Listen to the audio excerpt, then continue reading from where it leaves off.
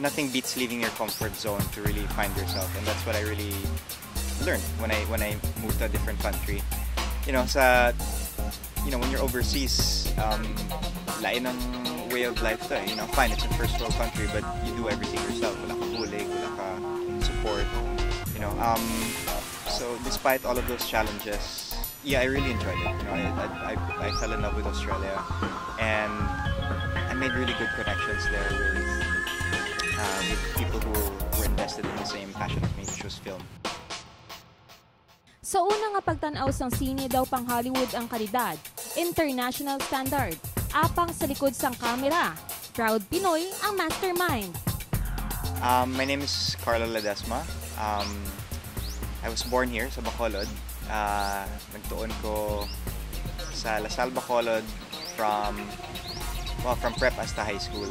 You know, and ever since I was always into filmmaking. Amo ginang passion ko. Okay, my dad sa una was into photography and filmmaking. So ginahulam ko lang ng mga camera niya sa una. So, you know, I would just film my sisters around the house or sa umanamon, just shooting short films. Apang wala labot sa Pinoy, si CARLO diri mismo naglako sa aton probinsya. Apang ginpili niya nga mag-explore sang kun ano ang buwas damlag nga mahatag sa iya sa gwa sang pungsod. Yeah, it was around the time when I was working as a producer, though nag-restless ko, and I thought, you know, like I wanted to grow more as a person, and I wanted to see what was out there. Kay my whole life I'd lived either in Bacolod or Manila, so I just wanted to explore and grow as a person and hopefully grow as a filmmaker. Masiling ni CARLO nga ang nangin paagi para siya makilalaan ang iya pinangabudlayan sa 8 niya katuig nga pagtinira sa Australia para magtuon sa filmmaking. My final thesis film, naghimo ko short film called The Haircut. And then, ging pa-intra ko sa Cannes Film Festival. And it won an award, not in the official festival per se, pero nakadaog siya Best Short Film in one of the side competitions. So that sort of gave me a little bit of money to fund a few more short films after that. And then, last year, naghimo na ko feature film, which was called The Tunnel. We're gonna go.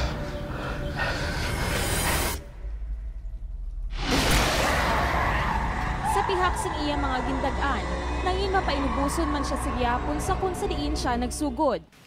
Para sa akin, why man importance ang award, ang nami lang magdaog sang award is, you know, sometimes may kwarta jutay, or it opens a few doors for some meetings.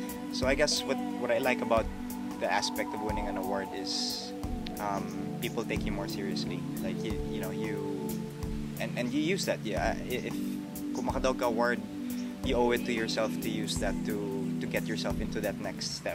Pila pa sa mga short films nga ginobra ni CARLO ang mga fire dance, kung sa diin ginapakita ang iya ka-uti, kag kamitikuloso umabot sa shots kag sa frames sa iya nga karakter. The first time I held a camera, wow, siguro I don't remember what age exactly, but I remember, yeah, as a boy I was always being handed my dad's film cameras, and I remember kabugat kayo kay katako. At the time, cameras then were made out of, you know, steel na kabugat, and my dad would just shoot. You know, I didn't know what aperture was, what shutter speed was. I didn't even know if my exposure was correct. Pero shoot lang ko, and I just remember really liking the sound of the click or the sound of the shutter, and then from there, you know, being able to develop film and seeing it materialize in a dark room. Now people nowadays don't do that, and now everything's done digitally. I think that's a long lost art, being able to develop film and seeing it materialize.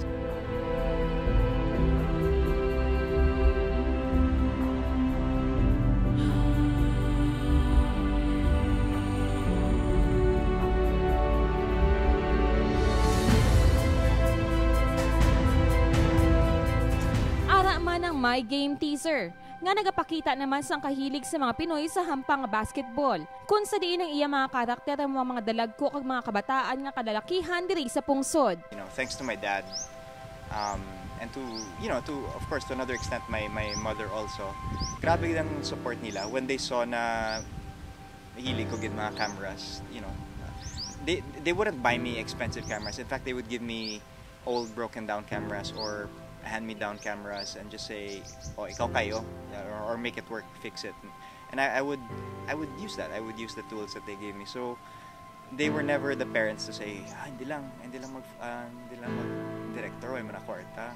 Sa umaka na lang ubra or become a doctor or become like that. Like, they always saw that I was passionate about that, and then I think I'm very grateful that they allowed me to pursue that passion.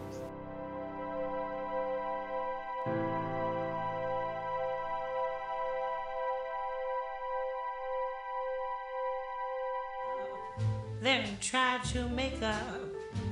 Yara man ang the last one, nga naglawig naman sa 30 ka minuto. Take a walk.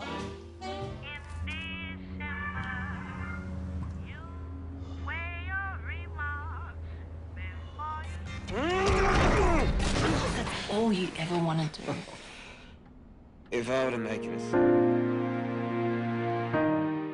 Like, for me, a really good film isn't the result of just the director's vision. It starts with the director's and the writer's vision, but to make it really work, kinahanglan ang cameraman mo sa gadgid, kinahanglan ang sound designer mo or ang soundman mo mayugid. Like, you need to make sure you're all on the same page creatively, and that's why mas namiyan ko sa film. Kag syempre may ara man sa ginshoot sa Sydney, Australia, kung sa diin siya nagtinira sa malawig man nga tion antes makabalik diri sa Pilipinas. I think as a director and as a person, I think I'm the same. Siguro mas bossy lang ko once. I think I'm nicer in person. Kasi kung nga, kasi set, syempre high pressure, you know, so you have to deal with a lot of a tight schedule and all that. And of course, I'm a lot more serious on set. But at the same time, you know, I still like to think, you know, I can crack jokes and make the mood light.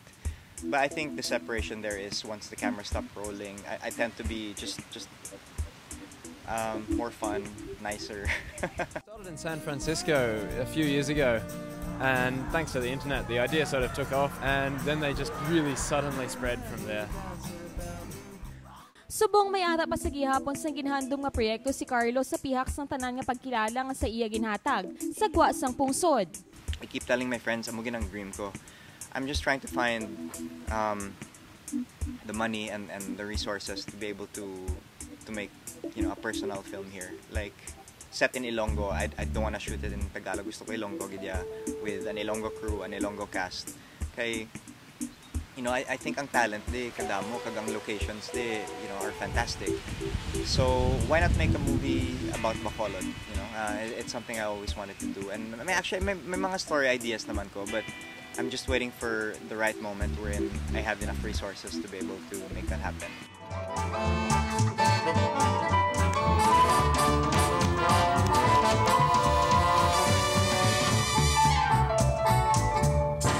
Kag parehas ng ibang nga direktor, luyag man ni CARLO nga mapalapnag sa mga pumuluyo, nga ila padayon nga suportahan ang industriya sang pelikula diri sa Pilipinas.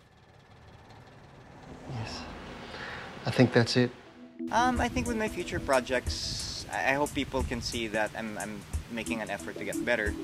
Aminado mo ko na, you know, I haven't reached the peak of my career yet. For me, learning experience pa lang ni tanan ko na project na ginhimo. So I just want to be able to just slowly and surely get better, and I hope na makita man sa audience. And I hope makita man sa audience na, okay, when they watch a movie done by myself, they'll say, ito ka namin itong characters niya. Like, hindi lang siya a movie just for the sake of being scary or the sake of being action. I want them to be able to say, wow, kanami sa mga characters. Like, there's really something about them that compels me or makes me want to watch. To feel there was something not quite right.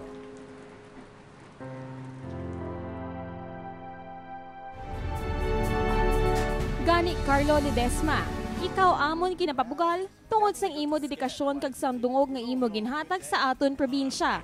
Isa ka gid ka certified nga Negrense.